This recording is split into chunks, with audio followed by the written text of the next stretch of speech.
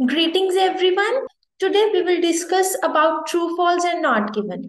Most of the students को बहुत ज्यादा confusion रहती है true, false and not given में. बेसिकली स्टूडेंट्स करते क्या है, उनको कई बार सिखाया जाता है कि अगर आपको कुछ वर्ड्स मिल रहे हैं जैसे कि देन आ रहा है तो आप अपना आंसर नॉट गिवन लगा दो. अगर फ्यू ओनली कुछ ऐसे वर्ड्स मिल रहे हैं तो फॉल्स हो जाता है. But most of the time आपका ये जब भी आप ऐसे आंसर लगाते हो तो क्या होता है, गलत ही होता है. लाइक 1% चांसेस होते हैं कि सही होगा most of the time, but गलत होता है. तो बेस्ट वे क्या है, try to understand the demand of the question. उसमें पूछा क्या गया है, एग्जैक्ट समझो उस चीज को, देन फिर अपना आंसर लगाओ. अब देखो, हमारे पास फर्स्ट क्वेश्चन है, children with good self control are known to be likely to do well at school later on. कि जिन बच्चों का अच्छा सेल्फ कंट्रोल होता है, ये जाना गया है कि वो बाद में अपनी बाद वाली लाइफ में स्कूल में अच्छा परफॉर्म करते हैं. अब जरूरी नहीं है हमें वर्ड टू वर्ड हमें इंफॉर्मेशन मिलेगी, बट जो भी अगर इंफॉर्मेशन इस चीज के साथ अगर मैच कर जाएगी, उसका मीनिंग सेम होगा, तो हमारा आंसर हो जाएगा ट्रू. अगर कॉन्ट्राडिक्शन होगी, अगर बोल रखा होगा कि हाँ अच्छा नहीं परफॉर्म करते हैं बाद में, तो फिर हमारा आंसर हो जाएगा फॉल्स. और अगर बात ही ना कर रखी हो इस चीज की कि वो कैसे परफॉर्म करेंगे फ्यूचर में, तो हमारा आंसर हो जाएगा नॉट गिवन. अब हम फाइंड करेंगे location with the help of our keywords, जो कि क्या है, good self control and well in our later life.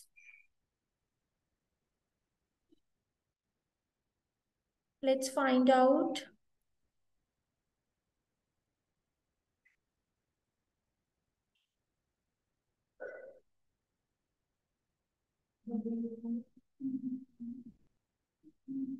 Okay देखो, अब हमें यहाँ पे इसकी लोकेशन मिल रही है. greater self control, solved problems, more successful problem solvers in the long run, which means in the later life. तो कीवर्ड मिल रहे हैं तो रीड करेंगे. अभी जब भी कोई कीवर्ड मिलता है हमेशा रीड वहीं से किया करो जहां से वो लाइन स्टार्ट होती है. तो देखो, in a study carried out by Baker with toddlers and young preschoolers, she found that children with greater self-control solved problems more quickly when exploring an unfamiliar setup requiring scientific reasoning.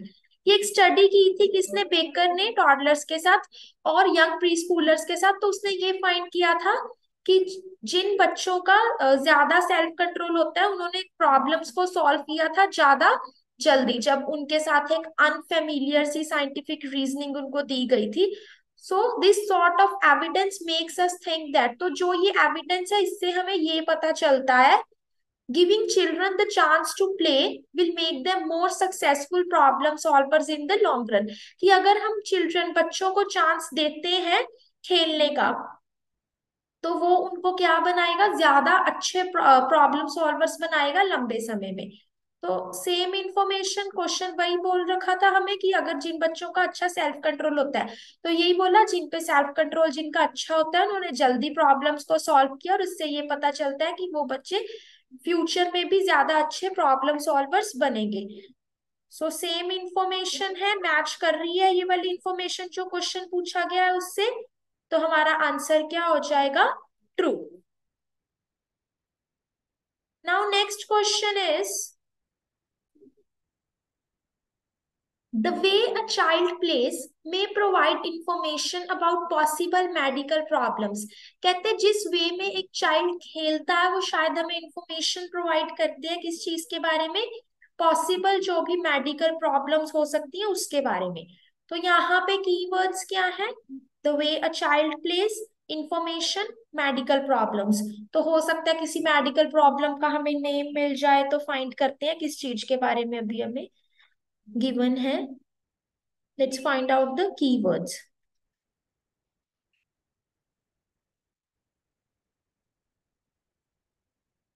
Okay तो इस paragraph में देखो मिल रहा है Gibson aids. So what's given, playful behavior is also an important indicator of healthy social and emotional development की जो playful behaviour है वो एक इंपॉर्टेंट इंडिकेटर होता है किस चीज में, हेल्दी सोशल और इमोशनल डेवलपमेंट में। इन माय प्रीवियस रिसर्च की जो मेरी पहले वाली रिसर्च थी, I investigated how observing children at play can give us important clues about their well-being and can even be useful in the diagnosis of neurodevelopmental disorders like autism। कि मैंने ये investigate किया था कि कैसे बच्चों को खेलते हुए ऑब्जर्व करना हमें इंपॉर्टेंट क्लूज दे सकता है उनके वेलबींग के बारे में, और यूजफुल हो सकता है किस चीज की डायग्नोसिस में, जो भी न्यूरो डेवलपमेंट डिसऑर्डर्स होते हैं जैसे कि autism, which is a medical problem. तो अब देखो, मैच कर रही है ये बात जो हमें पूछा गया था क्वेश्चन में। वहां पे भी यही बोल रखा था, the way a child plays कि कैसे कोई चाइल्ड खेलता है वो हमें इंफॉर्मेशन प्रोवाइड करता है उसकी पॉसिबल मेडिकल प्रॉब्लम्स के बारे में। तो यहाँ पे भी यही पता चल रहा है that how observing children at play, कि बच्चों को खेलते हुए ऑब्जर्व करना हमें प्रोवाइड कर सकता है इंपॉर्टेंट क्लूज जो कि हमारे लिए यूजफुल हो सकते हैं किस चीज में, कोई भी न्यूरो डेवलपमेंटल डिसऑर्डर्स होते हैं उनको पता करने में। तो फिर आंसर क्या हो जाएगा अब इस क्वेश्चन का भी? True. Now question number 11th is, playing with dolls was found to benefit girls writing more than boys writing। कहते हैं डॉल्स के साथ खेलना ज्यादा बेनिफिशियल था किसके लिए, गर्ल्स राइटिंग के लिए, किसके कंपैरेटिवली, बॉयज की राइटिंग के कंपैरेटिवली। तो इसमें कीवर्ड्स क्या रहेगा, girls writing, boys writing and playing with dolls. ये तीनों हमारे पास कीवर्ड्स हैं, तो फाइंड करते हैं कहाँ मिल रहा है इसके बारे में।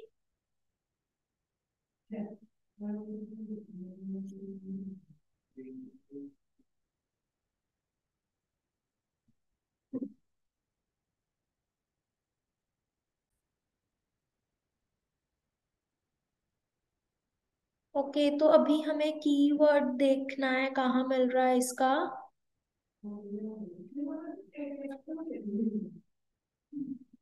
ओके, फोर्थ लाइन में मिल रहा है, फर्स्ट प्लेड विद डॉल्स। तो यहाँ पे बोल रखा है, children wrote longer and better structured stories when they first played with dolls representing characters in the story. यहाँ पे तो ये बोल रहा है कि बच्चों ने ज्यादा लॉन्ग लिखा था और बेटर स्ट्रक्चर स्टोरीज लिखी थी जब उन्होंने पहली बार खेला डॉल्स के साथ जो कि रिप्रेजेंट कर रही थी कुछ कैरेक्टर्स को स्टोरी में। बट उन्होंने बोला कि गर्ल्स राइटिंग को ज्यादा बेनिफिट दिया था उसने किसके कंपैरेटिवली, बॉयज राइटिंग के। बट ऐसा तो कुछ मिल ही नहीं रहा है हमें दोनों का अलग अलग जहां पे कंपैरिजन कर रखा हो। तो यहाँ पे प्लेइंग विद डॉल्स तो मिल रहा है बट उनमें ये नहीं बता रखा कि गर्ल्स या बॉयज में से किसकी राइटिंग को ज्यादा बेनिफिट मिला था। तो फिर यहाँ पे क्या है, अब हमारे पास हाफ इंफॉर्मेशन है। तो जब भी हाफ इंफॉर्मेशन होती है तो आंसर क्या हो जाएगा, not given. Next is question number 12th। Children had problems thinking up ideas when they first created the stories with Lego। कहते बच्चों को प्रॉब्लम्स थी आइडियाज क्रिएट करने में जब उन्होंने फर्स्ट टाइम स्टोरी क्रिएट की थी किस चीज के साथ, विद लेगो। तो इसमें कीवर्ड क्या होगा, Lego and create stories. So let's find it out.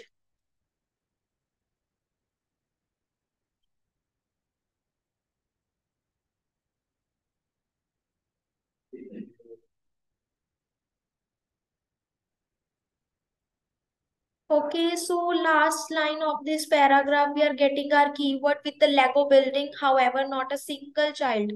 इसके ऊपर भी मिल रहा है, तो जहां पे हमें पहले कीवर्ड मिला है वहां से पढ़ेंगे।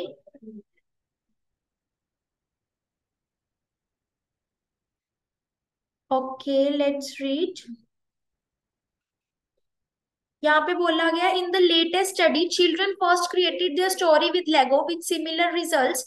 ये एक लेटेस्ट स्टडी में बच्चों ने क्रिएट की थी अपनी सबसे पहले स्टोरीज लेगो के साथ और उनके सिमिलर रिजल्ट्स थे। Many teachers commented that they had always previously had children saying they didn't know what to write about. कहते हैं मैनी टीचर्स, बहुत सारे टीचर्स ने ये बोला था कि मतलब पहले जो बहुत सारे बच्चे थे वो ये बोलते थे कि उनको यही नहीं पता होता कि लिखना क्या है with the Lego building. But Lego building के साथ कहते हैं however not a single child said this through the whole year of the project. कि प्रोजेक्ट के पूरे साल में किसी भी एक भी बच्चे ने ये बात नहीं बोली। कौन सी बात, कि उनको प्रॉब्लम है स्टोरीज क्रिएट करने में। तो वहां पे तो बोला था कि जब फर्स्ट टाइम क्रिएट की थी उन्होंने लेगो के साथ स्टोरीज, तो उनको प्रॉब्लम थी आइडियाज को सोचने में। बट वहां पे तो बोला कि कोई भी प्रॉब्लम नहीं आई थी, not even a single child, और इवन कि एक भी बच्चे को कोई प्रॉब्लम नहीं आई थी पूरा का पूरा ईयर ही। तो फिर कॉन्ट्राडिक्शन हो रही है, तो फिर आंसर क्या हो जाएगा हमारा? False. Okay, so our last question is, people nowadays regard children's play as less significant than they did in the past। कि आज के टाइम पे जो लोग हैं वो चिल्ड्रंस प्ले को कम सिग्निफिकेंट मानते हैं जितना वो पास्ट में मानते थे। मतलब आज कल उसकी इंपॉर्टेंस कम हो गई है। तो कीवर्ड्स क्या है? चिल्ड्रंस प्ले के बारे में तो पूरे पैराग्राफ में ही मिल रहा है हमें। So what we have to find out is less significant और मोर सिग्निफिकेंट कुछ भी मिल जाता है, and past. So let's find it out.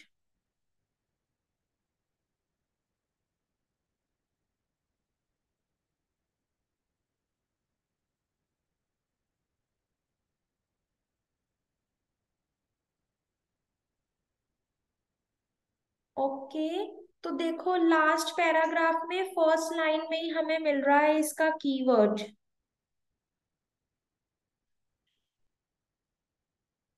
Let's read. देखो, somehow the importance of play has been lost in recent decades। कहते हैं कि कहीं ना कहीं जो प्ले की इंपॉर्टेंस है वो पिछले कुछ डिकेड्स में लॉस्ट हो चुकी है, खो चुकी है। It's regarded as something trivial, sorry, it's regarded as something trivial or even as something negative that contrasts with work। तो उसको कुछ क्या माना जाता है? ट्रिवियल, मतलब जिस भी चीज की लेस इंपॉर्टेंस होती है, या फिर कुछ नेगेटिव माना जाता है जो कि कंट्रास्ट करता है वर्क के साथ। तो सेम है जो चीज क्वेश्चन में मिल रही थी अब हमें, वहां पे भी यही बोल रखा था कि जो उसकी सिग्निफिकेंस है आज के टाइम पे लेस सिग्निफिकेंट है, वो कम इंपॉर्टेंट है। तो यहाँ पे भी यही बोला है कि जो उसकी वैल्यू है वो कम हो चुकी है पिछले कुछ ईयर्स में।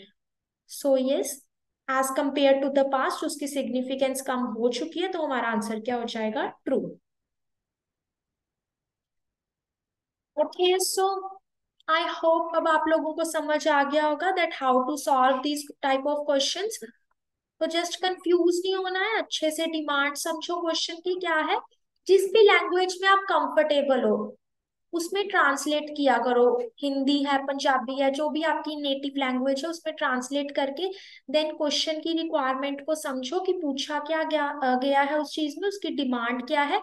देन देखो, अगर मैच कर रही है, बात वही चल रही है, मीनिंग सेम निकल रहा है, फिर तो ट्रू। बट अगर कॉन्ट्राडिक्शन है तो फॉल्स हो जाएगी। और अगर हाफ इंफॉर्मेशन गिवन है या फिर उस चीज के बारे में कुछ भी नहीं मिल रहा तो नॉट गिवन।